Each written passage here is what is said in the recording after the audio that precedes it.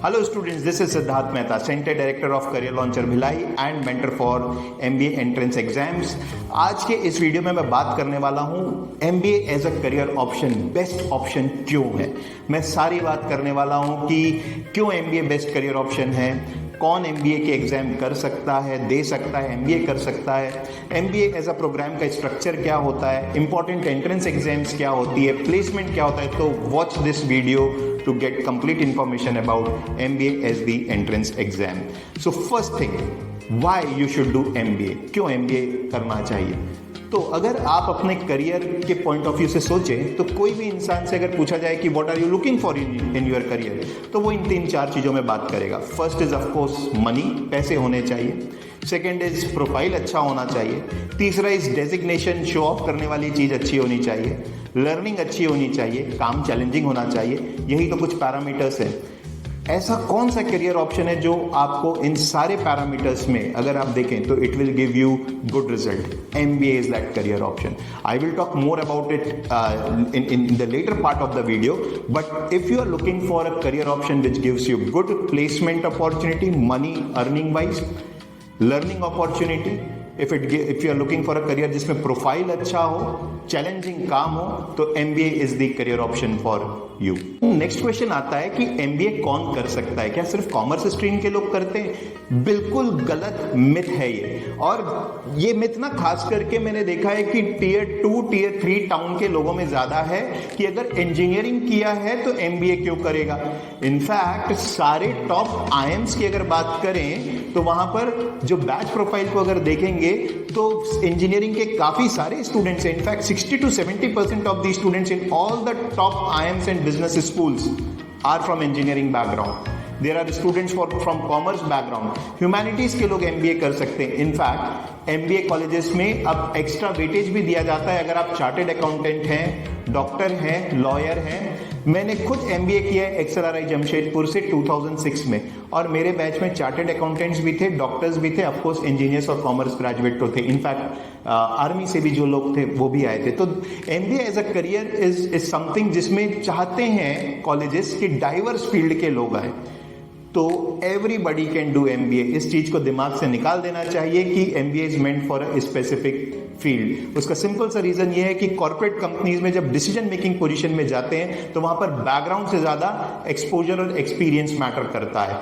So that is why if you are from any field and if you are looking for a good career option, MBA is a great career option for you.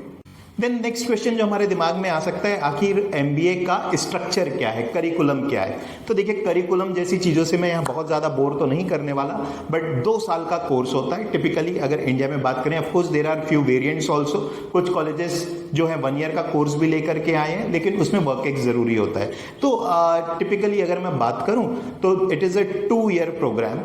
First year is common. इस first year में आपको marketing, finance, operations, IT सारी चीजों के 4 से 5 subject पढ़ाए जाएंगे।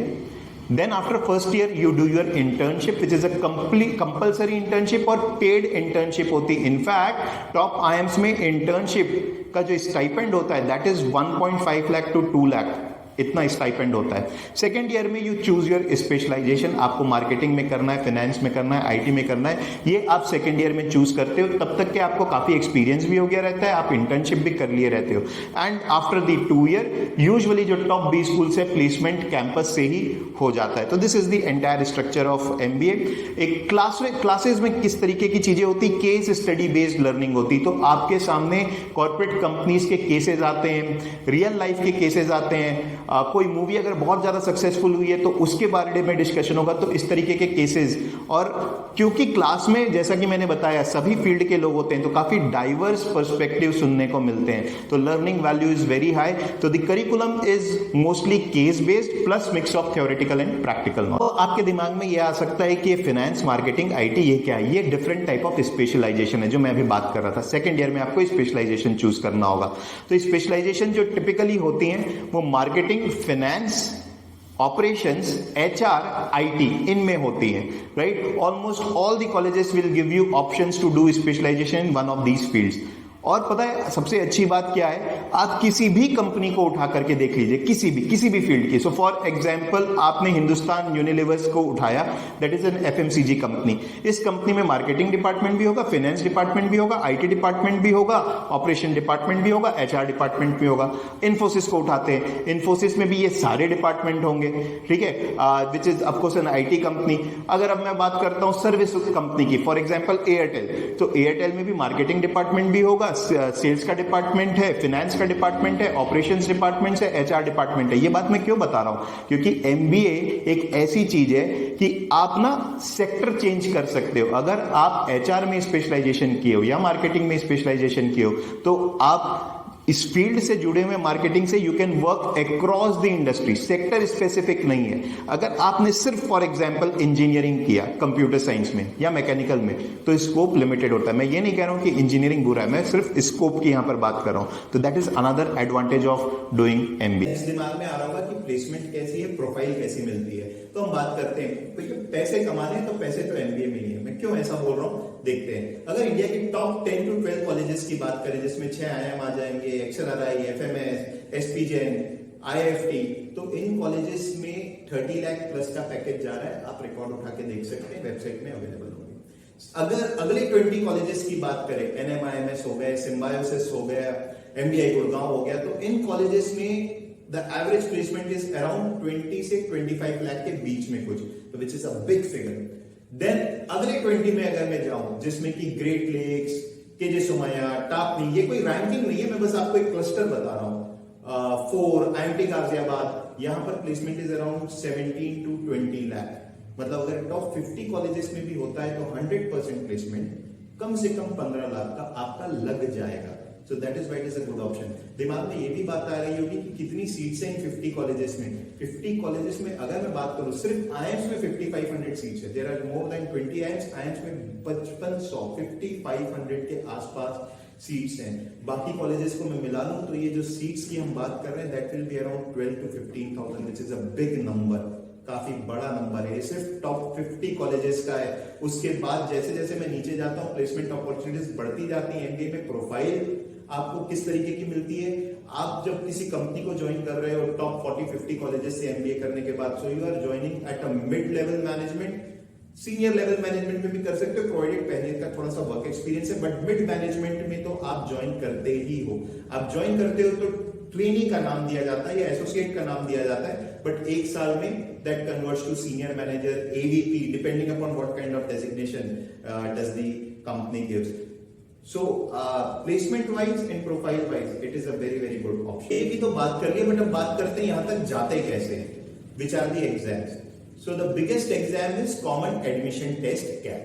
CAT के अलावा बाकी कॉलेजेस कुछ हैं जो अपना खुद का एग्जाम लेते हैं, जैसे सिम्बायोसिस अपना एंट्रेंस एग्जाम लेता है, एनएमआईएमएस अपना एंट्रेंस एग्जाम लेता है, एक्सएलआरआई अपना एंट्रेंस एग्जाम लेता है। अच्छी बात यह है कि जब 4 से 5 अलग अलग एंट्रेंस एग्जाम्स होते हैं ना टॉप कॉलेजेस के, तो आपका कोई एक एग्जाम बिगड़ भी जाए तो you can always cover up in the next exam. So that is why 4 to 5 exams है, वो भी एक बेनिफिट वाली चीज है। बट कैट बस काफी नहीं होता। कैट में आपके अच्छे मार्क्स आ गए, उसके बाद आपको इंटरव्यू फेज भी क्लियर करना होता है। तो there is interview phase which is round 2, उसे भी आपको क्लियर करना होता है। तो ये आज के वीडियो में जो मैंने बात की है एमबीए की बेसिक इंफॉर्मेशन दी। आपके दिमाग में काफी सारे क्वेश्चंस होंगे। आपके दिमाग में ये क्वेश्चन हो सकता है कि मेरी प्रोफाइल अच्छी नहीं है तो मैं कैसे करूं, मेरे एकेडमिक्स में मैं कभी भी बहुत अच्छा नहीं रहा हूं, मैं पढ़ाई में अच्छा नहीं रहा हूं तो कैसे करूं। यहाँ इस चीज का तो मैं आंसर इससे दे सकता हूं कि ये ना पढ़ाई से रिलेटेड एग्जाम नहीं है, एप्टीट्यूड से रिलेटेड एग्जाम है। अगर आपका कॉमन सेंस अच्छा है, आप मैथ्स में थोड़ा बहुत ठीक ठाक कर लेते हो, आप नई चीज सीख सकते हो, लॉजिकल दिमाग है आपका, तो you will do well in this exam. I am not saying कि आईएम मिल जाएगा, but you will definitely do well in this exam. तो आपके दिमाग में ये भी क्वेश्चन हो सकते हैं, आपके दिमाग में और भी क्वेश्चन हो सकते हैं कि मुझे पढ़ाई कैसी करनी चाहिए, how to start, when to start, drop लेना चाहिए कि नहीं लेना चाहिए। इन सारे क्वेश्चंस का answer we will be more than happy to help you. You can if you are watching this on YouTube, आप कमेंट सेक्शन में अपने क्वेश्चन डाल दो, वी विल रिप्लाई। अगर आप भिलाई में रहते हैं, भिलाई के आसपास रहते हैं, तो वी विल डेफिनेटली सजेस्ट कि आप एक बार हमारे सेंटर विजिट कर लो, fix an appointment with me, I will clear all your doubts, I will be more than happy to do that. So that is it from my side, guys. I hope that you have enjoyed watching.